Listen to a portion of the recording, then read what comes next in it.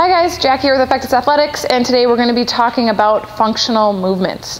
So prior to this video, we were talking about one of the pieces to CrossFit is intensity. So when we're looking to define CrossFit, intensity is one of those pieces.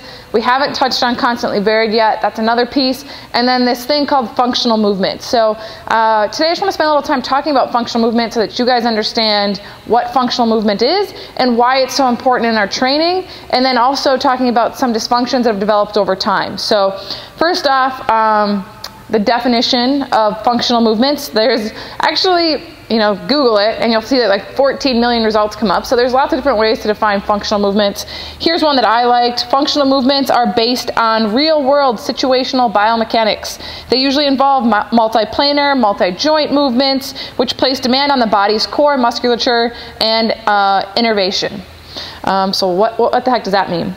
For me, how I look at functional movements, it's things that are going to carry over into your everyday life. So being able to carry up a load of laundry up your stairs, being able to pick a heavy bag of dog food up off of the ground, or if you shop at Costco, pick up one of those heavy boxes full of your groceries from Costco. Squatting, we squat every single day when we get up and down from a chair, when we go to the bathroom. So functional movements is really just, to me, training in a way that's going to carry over into movements in your everyday life.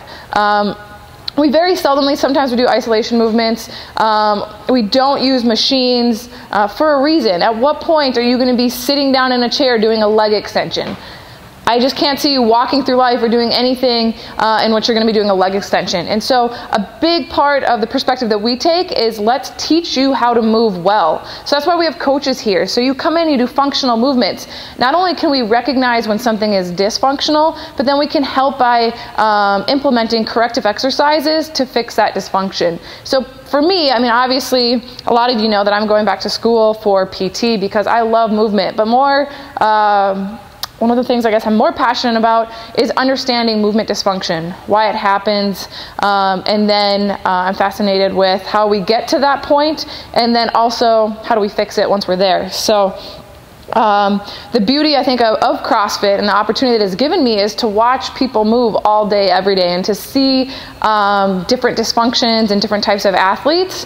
And I love being able to help people move well, because I know that by changing their squat mechanics, I could be saving them from a knee replacement, a hip replacement. What I've learned is that joints are really robust. They're meant to have millions and millions of cycles. They are meant to last our entire lifetime. So why is orthopedic surgery at like such a high demand? And I think part of that is because over time, we've started to sit at desks more. We've all of a sudden become enslaved by digital devices, what puts us in these terrible positions. So from a young age, not only are we sitting at desks and then getting office jobs and then sitting in vehicles for an extended period of time and then being stuck on our iPads, computers, so on and so forth, that does damage to your joints and the range of motion that back in the day when we were on the farm, that those things just didn't happen. It didn't happen as often because we were we were moving and we were keeping full range of our joints. So going back again, dysfunctional movement, coming into CrossFit, it's a great opportunity for you guys to recognize, I can't do a press overhead and have my biceps by my ears with my rib cage down. That's not normal, but the great thing about that is that we can recognize that, earlier on, and then look at ways of how to fix that, so that you can get in stronger positions, so that hopefully that you can save your shoulder. Or if it's squatting mechanics, that we can recognize maybe the knee collapsing in and saving you from an ACL injury. So functional movements, so they play a really important part in your everyday life, and also just in injury prevention. So the huge thing about learning how to move well is that carries over into your everyday life, so that you hopefully don't throw your back out moving a swing set or picking up laundry off of the ground or a big laundry basket. I want to make sure I didn't miss anything else. Those are kind of the biggest things about functional movements. If you have any questions about functional movements and what you can do to improve your movements, we're going to be following up this video with one in regards to mobility, which addresses the range of motion in your joints. I can't stress enough that if a coach is talking to you and saying, like, you're not quite doing this right, I challenge you to not just say, well, I can lift, oh, there's a bee right next to me.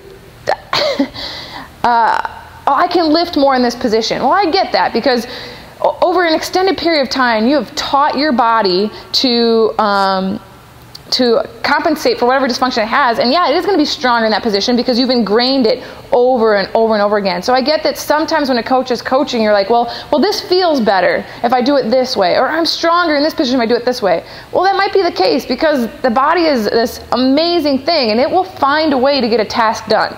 So, but the question is, at